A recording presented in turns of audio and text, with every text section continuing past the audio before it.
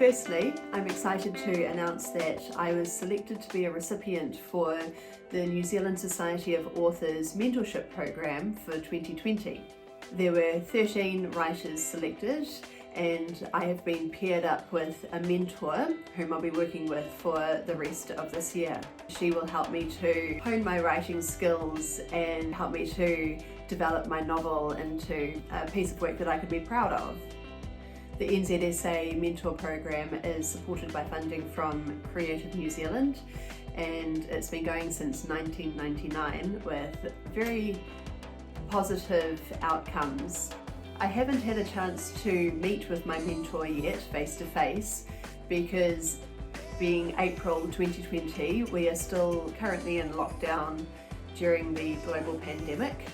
So we have been communicating via email and phone. We've had some wonderful phone conversations, and she requested that I send through the first few chapters of my novel.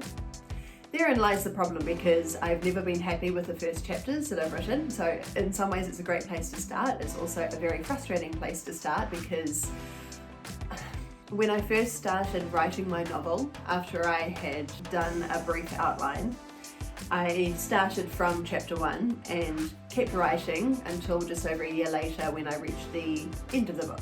And I feel like I actually developed my writing skills as I went, being that this is my first ever novel. So I've never been happy or satisfied with the start of the book. At the start, I lay down a lot of backstory.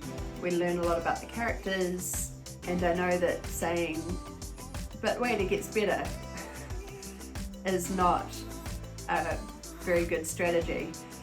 So I've always had issues with the way the book starts, and I figured that I would worry about that later, but actually it's quite critical now. I need to figure out how to start the book off well. It starts with an inciting incident that could be a lot stronger, so I'm going to work on that and develop that. And I also need to decide on exactly how I want to narrate the story in terms of the overall structure of the narration and the time frame, and just get some certainty around the voice. It's quite likely that I will crunch down the first part of the book so that we get to the grittier parts sooner. So my mentor came back to me with very thorough and well-crafted feedback for the work that I sent her. And I'm incredibly grateful for the time she's put into showing me the weaker areas and offering suggestions of how I can improve on my writing. So it's very confronting to receive so much critiquing, so much feedback, but I needed it. So I really needed it, because it just wasn't working at the start.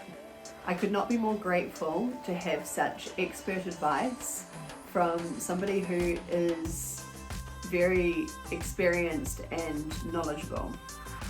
I feel like I now have all the tools and resources to create a far more professional and engaging piece of work. My mentor has suggested that at this time I take a break from working on the writing and identify what the big idea is.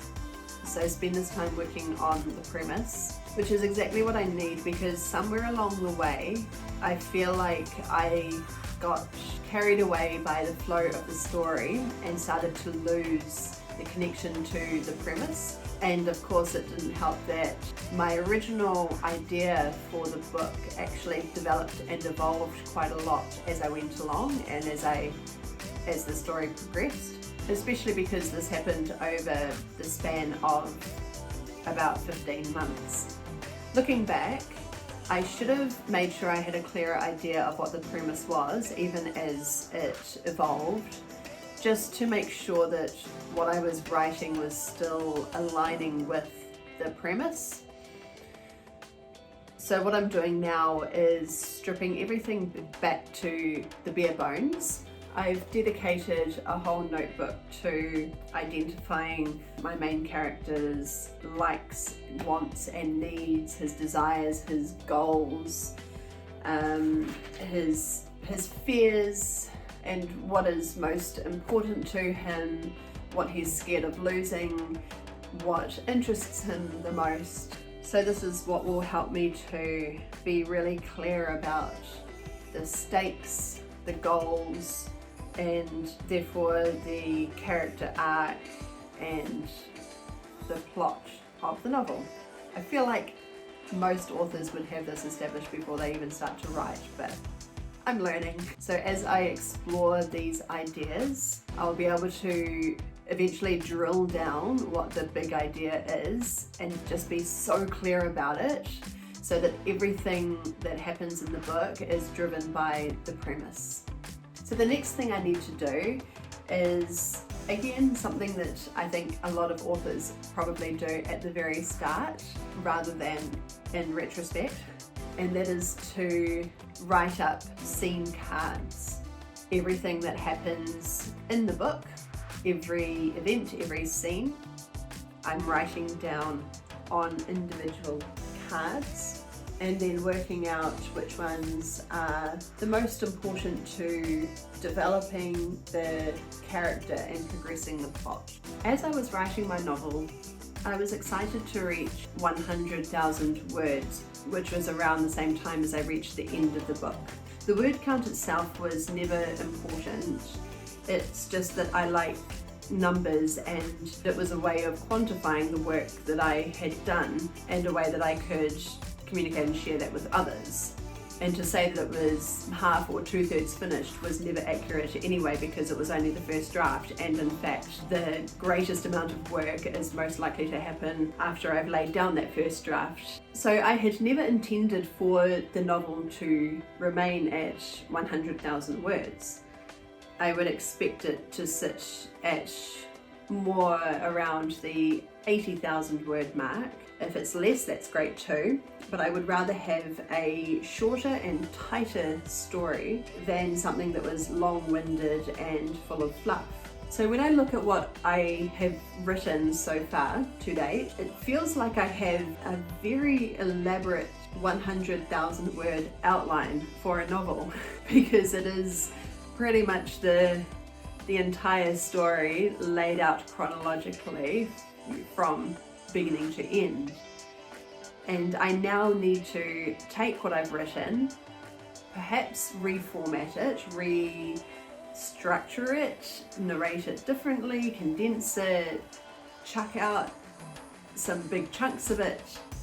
I don't know, but this is the fun part now, is figuring out how I'm going to structure this piece of work so that it is delivered in the most engaging, interesting and meaningful way that I possibly can. So these here are all of the scenes that happen in the book, all of the different events and interactions. The colours don't mean anything. I just had different colours of post-its. When I ran out of purple, I moved on to the next colour. Right about here would be the climax of the story, the highest point. It's helped me to work out what things I might remove. There's quite a lot around this area that I might condense down, which will just help to tighten up that first part of the book. So that will bring quite a lot forward. I'll figure all of that out later. What I really need to work on now is the main character, what's important to him, what is the message of the book, and what is the big idea. I can see that there is a lot of work ahead of me, and I could not be more excited about that. To me, it's like drawing an outline, drawing a picture or a sketch, and then filling it in with colour. The colouring in is the fun part for me, and I have all the right tools and support and encouragement and resources around me to get the book to where it needs to be, to where I want it, for it to be something that I'm really proud of. Goodbye.